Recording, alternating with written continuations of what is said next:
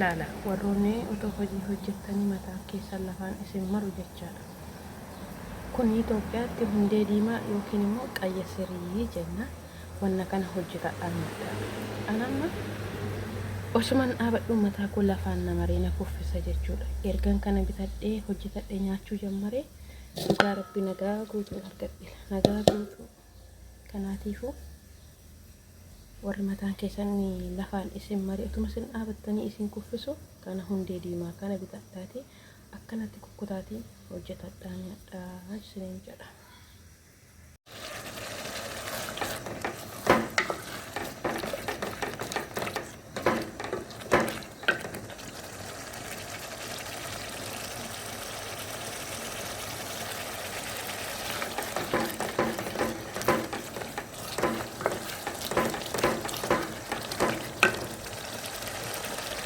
Yung jalan ni mana namin jalan tunjuk.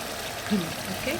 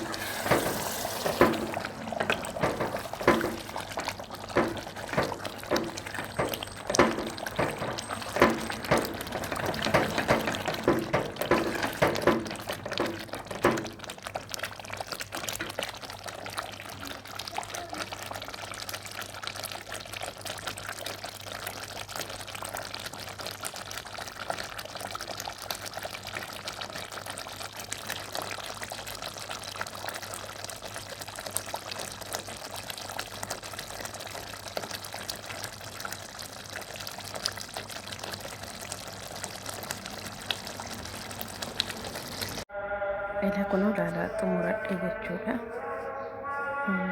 Kuni kan kooti. Ila yoo hatanii nyaatanii qoonqoon cubbuun qabu. Isin gale kuni immoo injera kooti. Ila isaaniif asan naqe ofii qofa asan naqadhe. Ajiru biyya ormaa akkas nama kooti. Ila isin gale